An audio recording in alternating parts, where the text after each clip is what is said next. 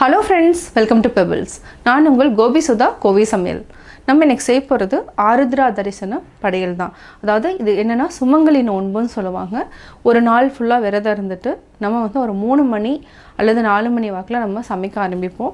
இதுக்கு என்ன 5 காய்கறிகள் எடுத்துக்கலாம். சாம்பார், ரசம், மெயினானது என்னன்னு பார்த்தீங்கன்னா திருவாதிரை களி. இது வந்து ரொம்ப விசேஷமானது. சுமங்கலிகளுக்கு நம்ம வந்து எல்லாத்துக்குமே நம்ம கொடுத்து அனுப்புகிற மாதிரி தான் செய்ய போகிறோம். அது மட்டும் இல்லாமல் இது கூட மசால் வடையும் சேர்த்து செய்யலாம். இப்போ எப்படி செய்யறதுன்னு பார்க்கலாம். நம்ம இன்றைக்கி சுமங்கலி நோன்பு அதாவது திருவாதிரைக்கு நம்ம செய்யக்கூடிய காய்கறிகள் என்னென்னு பார்க்கலாம். இதுக்கு என்னென்னா மஞ்சள் பூசணி, அதாவது நம்ம ஒரு முழு பூசணியில் பாதி எடுத்துருக்குறோம். இதை வந்து சின்ன சின்னதாக கட் பண்ணிக்கலாம். இது வந்து நம்ம சாம்பாருக்கும் ஆட் பண்ணிக்கலாம். இந்த அளவுக்கு நம்ம சாம்பாருக்கு ஆட் பண்ணிக்கலாம். மீதி வந்து பொரியல் பண்ணிக்கலாம்.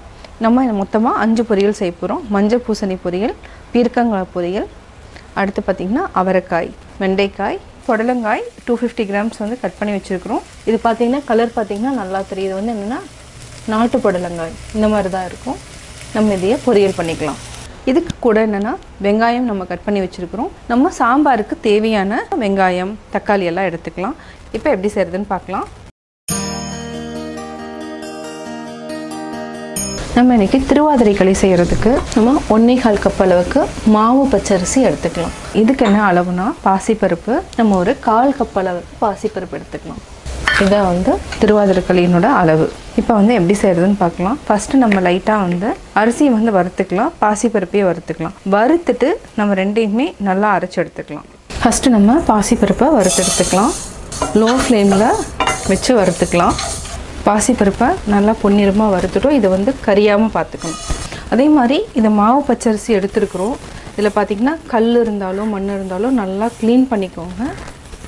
இன்னொரு மெத்தடு நான் செஞ்சுருக்கிறேன். அதாவது நல்லா வந்து ஒரு 1/2 hour நல்லா சோக் பண்ணிவிட்டு இதனுடைய கலர் மாறினதுக்கப்புறம் நம்ம ஒரு அதாவது வெள்ளை துணியில் போட்டு நல்லா காய வச்சுட்டு வறுத்துட்டும் நம்ம செய்யலாம். இது வந்து 2வது டைப்பு. இதையை நம்ம அப்படியே வறுத்து எடுத்துக்கலாம். நம்ம 1.25 கப்புனா இதுக்கு வந்து 1:4 அளவுக்கு நம்ம தண்ணி விடணும். இதையும் லைட்டாக வறுத்து எடுத்துக்கலாம். இந்த அரிசி பார்த்திங்கன்னா நல்லா க்ளீன் பண்ணி, அதாவது என்ன முரத்தில் வச்சு அந்த கல் மண்ணெல்லாம் புடச்சி வச்சுருக்கோம். அதனால சுத்தமான அரிசி. இதை வந்து லைட்டாக வறுத்துக்கலாம். ரொம்ப வறுக்க வேண்டியதில்லை. இது உங்களுக்கு பார்க்குறதுக்கு 1 டம்ளர் தான். ஆனால் வரது பார்த்திங்கன்னா இந்த பவுல் ஃபுல்லாகவே நம்மளுக்கு வந்து வரும். நல்லா உப்பி தான் வரும். ஏன்னா மாவு பச்சரிசி யூஸ் பண்ணால் உங்களுக்கு குவான்டிட்டி ஜாஸ்தியாக வரும்.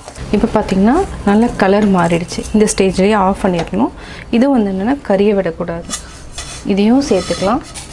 நம்ம 1.25 கப் எடுத்துருக்குறோம். ஆல்மோஸ்ட் பார்த்திங்கன்னா நம்ம 150 கிராம்ஸ் எடுத்துருக்குறோம் இந்த கப்பில். இப்போ நம்ம என்ன பண்ணணும்னா நம்ம 8 டம்ளர் அளவுக்கு தண்ணி விட்டுக்கலாம். 2, 3, 4, 5, 6, 7, 8 ஒரு 1/2 டம்ளர் மட்டும் எடுத்து வச்சுட்டு நம்ம இதை வந்து என்னென்னா அரிசி பருப்பு கூட நம்ம தண்ணியில் கரைச்சிட்டு இது கூட ஆட் பண்ணிக்கலாம். அது வரைக்கும் தண்ணி நல்லா கொதிக்கட்டும். இதை நல்லா ஆறிடுச்சு. இதை வந்து நம்ம அரைச்சி எடுத்துகிட்டு வந்துடலாம். நம்ம வந்து இதில் வந்து பாசிப்பருப்பு அரிசி ரெண்டும் சேர்த்து நம்ம 1.5 கப் எடுத்துருக்கோம். இதுக்கு என்ன 3 கப் அளவுக்கு நம்ம வெல்லம் எடுக்கணும். அப்போ தான் வந்து டேஸ்ட் வந்து நல்லாயிருக்கும். இப்போ நம்ம இந்த பவுலில் எடுத்துக்கலாம். கப்பில் நம்ம 3 கப் அளவுக்கு வெல்லம் எடுத்து வச்சிட்டோம். இப்போ நம்ம அரைச்சதை ஆட் பண்ணி அரிசியும் பருப்பும் அரைச்சிட்டோம். இதில் நம்ம 1 டம்ளர் அளவுக்கு தண்ணி விட்டுக்கலாம். தண்ணி விட்டு நல்லா கரைச்சி எடுத்துக்கலாம். இப்போ நம்ம கொதிக்கிற தண்ணியில் அப்படியே ஆட் பண்ணணும். இந்த பாத்திரம் என்னென்னா அடி கனமாக இருந்துச்சுன்னா தான் உங்களுக்கு வந்து கரெக்டாக இருக்கும்.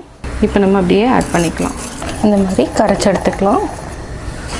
அப்படியே நல்லா மிக்ஸ் பண்ணிகிட்டே இருங்க. கையெடுக்காமல் நல்லா கிளறிட்டே இருக்கணும். இல்லைன்னா என்னென்னா அடி பிடிச்சிடும். இப்போ பார்த்திங்கன்னா நல்லா வெந்துடுச்சு. இந்த ஸ்டேஜில் என்ன பண்ணணும்னா நம்ம ஆல்ரெடி வச்சுருக்கிற அதாவது வெல்லத்தை போட்டுக்கலாம். இந்த வெல்லம் சுத்தமான வெல்லங்கிறதுனால நம்ம அப்படியே ஆட் பண்ணுறோம். அதாவது 1.5 கப் அரிசிக்கே பார்த்திங்கன்னா எவ்வளோ வந்து களி வந்திருக்குன்னு பாருங்கள். அதே மாதிரி இதுக்கு 1.5 கப்புக்கு நம்ம 3 கப் அளவுக்கு வெல்லம் போட்டால் தான் நல்லாயிருக்கும். அதாவது டேஸ்ட் நல்லாயிருக்கும். ஏன்னா இது வந்து பச்சரிசி மாவு வந்து எப்போவுமே என்னென்னா நிறையா வந்து நம்மளுக்கு கிடைக்கும். இதுக்கு நம்ம ஒரு 1/4 டீஸ்பூன் அளவுக்கு ஏலக்காய் போட்டுக்கலாம். இதையும் போட்டுட்டு நல்லா மிக்ஸ் பண்ணி விடுங்க. உங்களுக்கு பார்க்குறதுக்கு ரொம்ப இலக்கமாக இருக்கிற மாதிரி இருக்கும். கொஞ்சம் நேரம் ஆக என்னென்னா நல்லா கெட்டியாயிடும். பச்சரிசியை வந்து எல்லாத்தையுமே அந்த தண்ணி ஃபுல்லாக இழுத்துடும். அதே மாதிரி களி கரெக்டான பதத்துக்கு வந்துடும். அதாவது 2 hours அப்படியே நீங்கள் வச்சிங்கன்னா கரெக்டாக இருக்கும். பார்த்திங்கன்னா நல்லா சுண்ட ஆரம்பிச்சிடும். இந்த ஸ்டேஜில் நம்ம ஆஃப் பண்ணிக்கலாம். ஆஃப் பண்ணிவிட்டு நம்ம நெய் விட்டு நல்லா தாளித்து எடுத்துக்கலாம். களி ரெடி ஆகிடும். பார்த்திங்கனாவே இந்த மாதிரி கன்சிஸ்டன்சி இருக்கணும். நம்ம சாப்பிட்றப்போ ஒரு 2 மணி நேரம் இல்லைனா 1 ஹவருக்கு அப்புறம் பார்த்திங்கன்னா நல்லா கெட்டி ஆகிடும். இப்போ நம்ம தாளிச்சுக்கலாம். இதுக்கு நெய் விட்டுக்கலாம். இப்போ நம்ம நெய் வந்து ஒரு 25 ml மட்டும் எடுத்துருக்குறோம். ஜாஸ்தி தேவையில்லை. ஏன்னா களியிலேயே வந்து என்னென்னா நல்லா அது லிக்யூடாக இருக்கிறதுனால நல்லா டேஸ்ட்டாக இருக்கும். இதுக்கு நம்ம ஒரு 10 அல்லது 15 முந்திரி எடுத்துக்கலாம். அதாவது நான் 20 முந்திரி எடுத்துக்கிறேன். 2ஆக உடச்சி வச்சுருக்கேன். இதை நல்லா பொன்னிறமாக வறுத்துட்டு அதுக்கப்புறம் நம்ம ஒரு 30 திராட்சை ஆட் பண்ணிக்கலாம். ஃபஸ்ட் இதை நல்லா வறுத்துக்கலாம். அவ்வளோதான். கேஸ் ஆஃப் பண்ணிடலாம். இந்த சூடே போதும். ஆருத்ரா தரிசனம், சுமங்கலி பூஜை, திருவாதிரை களி ரெடி. நம்ம ஃபஸ்ட்டு சாம்பார் செய்ய போகிறோம். இதுக்கு வந்து என்னென்னா 5 வகை காய்கறிகள் எடுத்துருக்குறோம். இப்போ எப்படி செய்கிறதுன்னு பார்க்கலாம். ஃபஸ்ட்டு நம்ம ஒரு பேன் எடுத்துக்கலாம். பேனில் 1 டம்ளர் அளவுக்கு தண்ணி விட்டுக்கலாம். தண்ணி விட்டதுக்கப்புறம் நம்ம அதாவது ஒரு 100 கிராம்ஸ் அளவுக்கு சின்ன வெங்காயம் முறித்து வச்சு சின்ன வெங்காயத்தை ஆட் பண்ணிக்கலாம். இது கூட ஒரே ஒரு தக்காளி கூட ஒரு பச்சை மிளகாய், நம்ம அரிஞ்சு வச்சுருக்கிற காய்கறிகள். இப்போ நம்ம ஒரு 1/2 டீஸ்பூன் அளவுக்கு நம்ம கல்லுப்பு சேர்த்துட்டோம். கல்லுப்பு சேர்த்துட்டு நல்லா மிக்ஸ் பண்ணி விடுங்க. இது ஒரு 2 நிமிஷம் வெந்ததுக்கப்புறம் நம்ம சாம்பார் தூள் ஆட் பண்ணிக்கலாம். இப்போ மூடி வச்சுக்கலாம். இப்போது பார்த்திங்கன்னா 1 நிமிஷம் வரைக்கும் நல்லா வெந்துருச்சு. இப்போ நம்ம சாம்பார் தூள் போட்டுக்கலாம். சாம்பார் தூள் ஒரு 1.5 டீஸ்பூன் அளவுக்கு ஆட் பண்ணிக்கலாம். இதையும் சேர்த்து நல்லா மிக்ஸ் பண்ணி விடுங்க.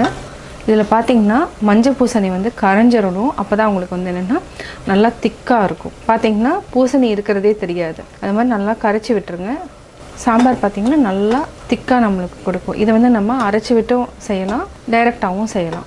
இப்போ நம்ம இதுக்கு வந்து என்னென்னா 150 கிராம்ஸ் அளவுக்கு நம்ம பருப்பு வந்து வேக வச்சு எடுத்து வச்சுருக்குறோம்.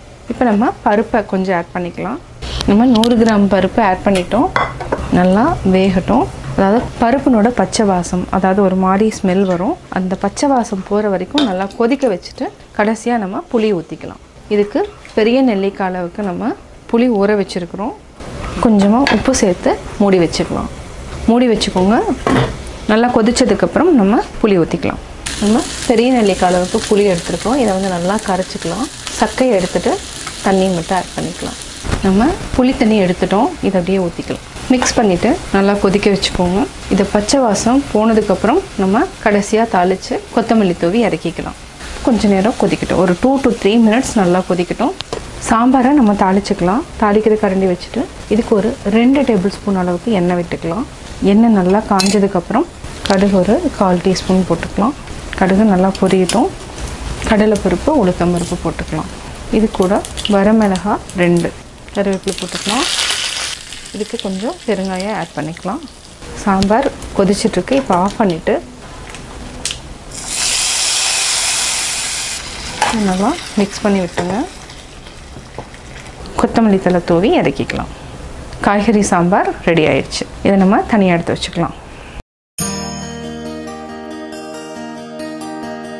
நம்ம ஒரு கடாயை வச்சுக்கலாம்.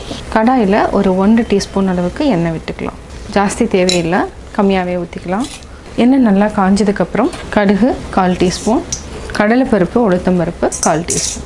பொன்னிறம் ஆகிடுச்சு கடலைப்பருப்பு. இப்போ நம்ம பெரிய வெங்காயம் ஒரு 2 டேபிள் ஸ்பூன் அளவுக்கு நம்ம ஆட் பண்ணிக்கலாம். இது கூட ஒரு பச்சை மிளகாய், கொஞ்சமாக கருவேப்பிலை. இதை நல்லா பரட்டி விடுங்க. இது ஒரு 50% வந்து வதக்கினாலே போதும். இப்போ நம்ம அவரைக்காயை ஆட் பண்ணிக்கலாம். ஒரு 1/4 டீஸ்பூன் அளவுக்கு உப்பு சேர்த்துக்கலாம்.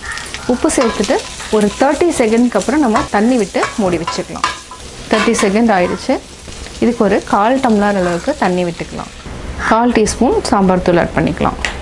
இது நல்லா மிக்ஸ் பண்ணி விட்டுட்டு இப்போ நம்ம மூடி வச்சுக்கலாம். அவரைக்காய் பொரியல் ரெடி ஆகிடுச்சான்னு பார்க்கலாம். பொரியல் ரெடி ஆகிடுச்சு. இப்போது மீடியம் ஃப்ளேமுக்கு மாற்றிட்டு இந்த தண்ணி வந்து நல்லா ட்ரை ஆயிடணும். நம்ம நோம்புக்காக செய்கிறது என்னென்னா எதுவுமே என்னென்னா டேஸ்ட் பண்ண முடியாது. இது எல்லாமே உப்பு வந்து என்னென்னா குவான்டிட்டி பொறுத்து நீங்கள் வந்து உப்பு சேர்த்துக்கோங்க. இதை நம்ம ஒரு பிளேட்டுக்கு மாற்றிக்கலாம். ஒரு கடாய் வச்சுக்கலாம். இதில் 1 டேபிள் ஸ்பூன் எண்ணெய் விட்டுக்கலாம். எண்ணெய் காயிட்டும். காஞ்சதுக்கப்புறம் 1/4 டீஸ்பூன் கடுகு, 1/4 டீஸ்பூன் கடலைப்பருப்பு உளுத்தம்பருப்பு. இப்போ நம்ம வெங்காயம் போட்டுக்கலாம். ஒரு வெங்காயத்தில் பாதி. இது கூட பச்சை மிளகாய் 1, கருவேப்பிலை 1 ஈர்க்கு. நல்லா வதக்கிக்கலாம். வெங்காயத்தை நல்லா வதக்கிட்டோம். இப்போ நம்ம அரிஞ்சு வச்சுருக்கிற பீர்க்கங்காயை ஆட் பண்ணிக்கலாம். இதுக்கு தண்ணி ஜாஸ்தி விட வேண்டாம்.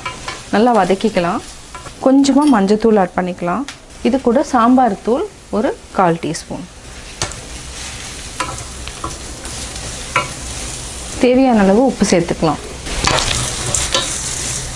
ஒரு 1/4 டம்ளர் மட்டும் நம்ம தண்ணி விட்டுக்கலாம். ஜாஸ்தி வேண்டாம். இதுலேயே தண்ணி விடும் போதும். இதை நல்லா அப்படியே பெரட்டி விட்டுட்டு இப்போ மூடி வச்சுக்கலாம். ஒரு சிலருக்கு வந்து இந்த பாசிப்பருப்பு போட்டால் ரொம்ப பிடிக்கும். பாசிப்பருப்பு ஆட் பண்ணி கூட நம்ம செய்யலாம். அதாவது பீர்க்கங்காய், அவரைக்காய், தண்டு இந்த மாதிரி காய்கறிகளில் ஒரு 2 டேபிள் ஸ்பூன் பாசிப்பருப்பை நீங்கள் ஊற வச்சுக்கோங்க.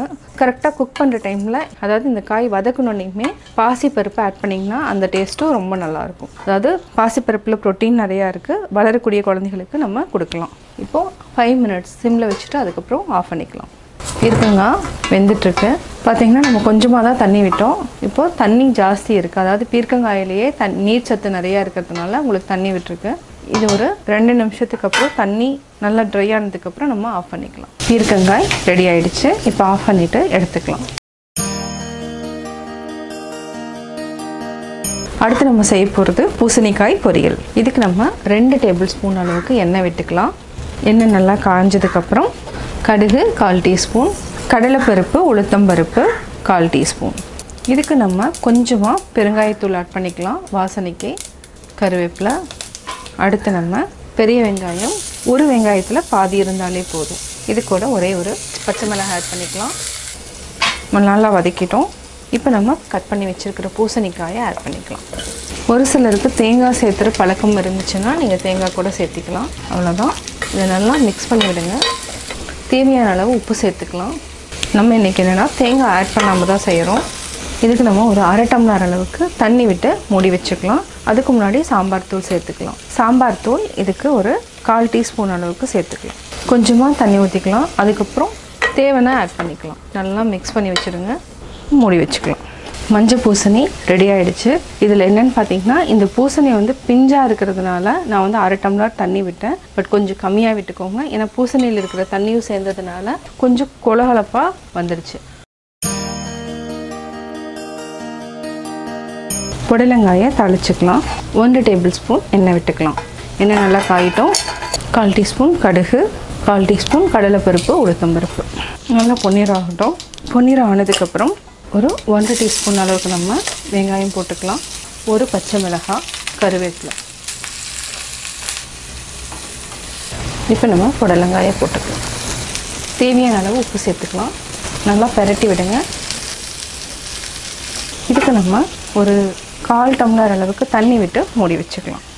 புடலங்காய் ரெடி ஆகிடுச்சு. இப்போ ஆஃப் பண்ணிக்கலாம். இதையே நம்ம ஒரு பிளேட்டில் மாற்றிக்கலாம். ஒரு பேன் வச்சுக்கலாம். இதில் ஒரு 2 டேபிள் ஸ்பூன் எண்ணெய் விட்டுக்கலாம். எண்ணெய் நல்லா காஞ்சதுக்கப்புறம் கடுகு, 1/4 டீஸ்பூன் கடலைப்பருப்பு உளுத்தம்பருப்பு. இதுக்கு நம்ம 2 டேபிள் ஸ்பூன் அளவுக்கு பெரிய வெங்காயம் ஆட் பண்ணிக்கலாம். நல்லா வதக்கி விடுங்க. 2 வரமிளகாய் போட்டுக்கலாம். அரிஞ்சு வச்சுக்கிற வெண்டைக்காயை ஆட் பண்ணிக்கலாம். நம்ம வெண்டைக்காய் பொறுத்த வரைக்கும் வளவளப்பு வரக்கூடாது அப்படின்னு நீங்கள் நினச்சிங்கன்னா வெண்டைக்காயை நல்லா வாஷ் பண்ணிவிட்டு ஒரு டிஷ்யூ பேப்பர் போட்டு நல்லா அதாவது தொடச்சிக்கணும். அதுலேயே ஒரு 5 மினிட்ஸ் வந்து ஃபேனுக்கு வச்சிட்டிங்கன்னா அந்த ஈரம் போயிடுச்சுன்னா அதுக்கப்புறம் அரிஞ்சு செஞ்சிங்கன்னா வெண்டைக்காய் வந்து வளவளப்பு இருக்காது. அப்படியே வந்து காய் செஞ்சதுக்கப்புறம் உங்களுக்கு வளவளப்பு ஜாஸ்தி ஃபீல் பண்ணிங்கன்னா ஒரு 1/2 டீஸ்பூன் அளவுக்கு நம்ம கடலை மாவை நம்ம ஆட் பண்ணிட்டோன்னா அந்த வளவளப்பு உங்களுக்கு தெரியாது. இப்போ நம்ம இதுக்கு டேபிள் சால்ட் ஆட் பண்ணிக்கலாம். அதாவது இந்துப்புன்னு சொல்லுவாங்க, ராக் சால்ட்டு. இது வந்து என்னென்னா பிபியை கண்ட்ரோல் பண்ணக்கூடிய மருத்துவ குணம் வந்து இந்த சால்ட்டுக்கு இருக்குது. அதாவது பார்த்திங்கன்னா இந்த பிங்க் கலரில் இருக்கும், இந்த மாதிரி இருக்கும். இந்த சால்ட் வந்து பிபி இருக்கிறவங்க, டயபெட்டிஸ் இவங்க எல்லாருமே யூஸ் பண்ணலாம். உடம்புக்கு ரொம்ப நல்லது. வெண்டைக்காய் ஒரு 2 மினிட்ஸ் நல்லா வதங்கிடுச்சு. இப்போ வந்து நம்ம ஒரு 1/4 டீஸ்பூன் அளவுக்கு தனி மிளகாத்தூள் ஆட் பண்ணிக்கலாம். அவ்வளோதான். இப்போ நம்ம மூடி வச்சுக்கலாம். வெண்டைக்காய் ரெடி ஆகிடுச்சு. இப்போ ஆஃப் பண்ணிக்கலாம். ஆஃப் பண்ணிவிட்டு வேறு பாத்திரத்தில் மாற்றிக்கலாம். நம்ம 5 பொரியல் ரெடி பண்ணிட்டோம். அரசாணிக்காய் பொரியல், அவரைக்காய் பொரியல், வெண்டைக்காய் பொரியல், புடலங்காய், பீர்க்கங்காய் பொரியல் இப்போ ரெடி பண்ணியாச்சு. நம்ம வடைக்கு ஒரு 150 கிராம்ஸ் அளவுக்கு கடலைப்பருப்பு நம்ம ஊற வச்சுருக்கோம். இது வந்து ஆல்மோஸ்ட் பார்த்திங்கன்னா ஒரு 2 hours வந்து நல்லா ஊறிடுச்சு. இதை வந்து நல்லா தண்ணியை வடிச்சிட்டு நம்ம அரைச்சி எடுத்துக்கலாம். மசால் வடை தான் செய்ய போகிறோம். நம்ம மசால் வடைக்கு 2 எருக்கு கருவேப்பிலை ஆட் பண்ணிக்கலாம். இது கூட பச்சை மிளகாய் 3, இஞ்சி 1 துண்டு இதையும் ஆட் பண்ணிக்கலாம். இதுக்கு வந்து பட்டை வந்து ஆப்ஷனல் தான். நான் வந்து பட்டை போடுறதுனால டேஸ்ட் நல்லாயிருக்குன்னு போடுறேன். ஒரு பீஸ் இருந்தாலே போதும். இது கூட அரை டீஸ்பூன் சோம்பு ஆட் பண்ணிக்கலாம். ஃபஸ்ட்டு நம்ம இதை அரைச்சி எடுத்துக்கலாம். அதுக்கப்புறம் நம்ம கடலைப்பருப்பு, அதாவதுன்னா ஒரே ஒரு சுத்து எடுத்துக்கலாம். நம்ம நல்லா அரைச்சிட்டோம். இப்போ வந்து நம்ம கடலைப்பருப்பு ஆட் பண்ணிக்கலாம். கடலைப்பருப்பு ஃபஸ்ட்டு வந்து கொஞ்சம் நைஸாக அரைச்சி எடுத்துக்கலாம். அதுக்கப்புறம் கொஞ்சம் ஆட் பண்ணிவிட்டு நம்ம மீதி வந்து 1-2 சுற்றி எடுத்துக்கலாம். அதாவது கொரகொரப்பாக இருக்கணும். இதே வந்து என்னென்னா நல்லா நைஸாக அரைச்சிக்கலாம். நம்ம இந்த ஒரு கைப்பிடி பருப்பை மட்டும் ஜஸ்ட்டு போட்டு கொரகொரப்பாக அரைச்சி எடுத்துக்கலாம். இப்போ தேவையான அளவு உப்பு போட்டுக்கலாம். இதையும் நம்ம அரைச்சி எடுத்துக்கலாம். நம்ம அரைச்ச பருப்பை அப்படியே கொட்டிக்கலாம். இதுக்கு நம்ம ஒரு பெரிய வெங்காயம் பொடியாக நறுக்கி ஆட் பண்ணிக்கலாம். ஒரு கைப்பிடி அளவுக்கு கொத்தமல்லி, கொஞ்சமாக நம்ம பெருங்காயம் ஆட் பண்ணிக்கலாம். அதாவது கடலைப்பருப்பு யூஸ் பண்ணுறதுனால பெருங்காயம் அல்லது பூண்டு எது வேணாலும் ஆட் பண்ணிக்கலாம். இதையே நல்லா பிசைஞ்சிக்கலாம். பெருங்காயம் வந்து ஒரு சிலர் ஆட் பண்ண மாட்டாங்க. மசால் வடைக்கு ஆக்சுவலாக பூண்டு ஆட் பண்ணுவாங்க. நான் வந்து என்னென்னா பெருங்காயம் ஆட் பண்ணாலும் ரொம்ப தெரியாது, டீப் ஃப்ரை பண்ணுறப்போ ரொம்ப தெரியாது. அவ்வளோதான். இப்போ நம்ம இதை சின்ன சின்ன உருண்டைகளாக பிடிச்சி நம்ம வடையாக டீப் ஃப்ரை பண்ணி எடுத்துக்கலாம். இதே மாதிரி உருண்டைகள் பிடிச்சி வச்சுக்கலாம். இப்போ நம்ம வடைக்கு ரெடி பண்ணி வச்சுட்டோம். இப்போ நம்ம டீப் ஃப்ரை பண்ணி எடுத்துக்கலாம். சிம்மில் வச்சுக்கோங்க, ஹை ஃப்ளேமில் வைக்க வேண்டாம். நம்ம திருப்பி போட்டுக்கலாம். இப்போ நம்ம எடுத்துக்கலாம். பொன்னிறம் ஆயிடுச்சு.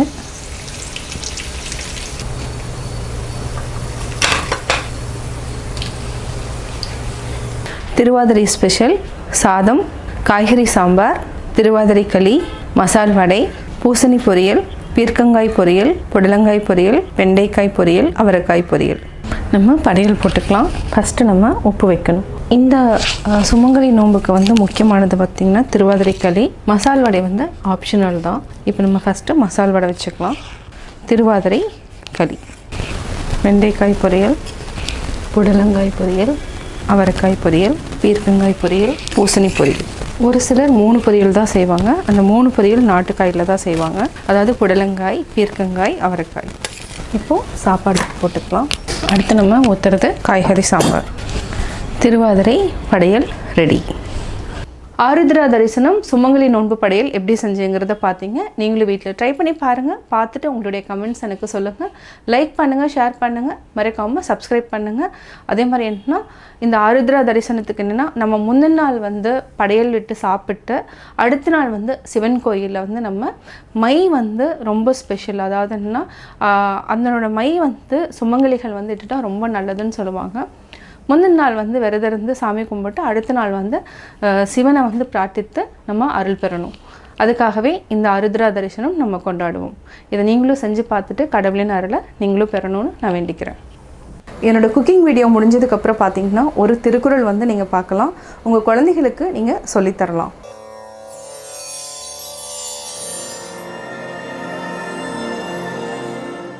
சூழ்வார் கண்ணாக ஒழுகலான் மன்னவன் சூழ்வாரை சூழ்ந்து கொளல்.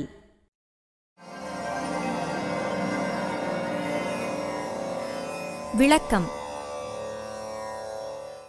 தக்க வழிகளை ஆராய்ந்து கூறும் அறிஞரையே உலகம் கண்ணாக கொண்டு நடத்தலால் மன்னவன் அவரை ஆராய்ந்து நட்பு கொள்ள வேண்டும்.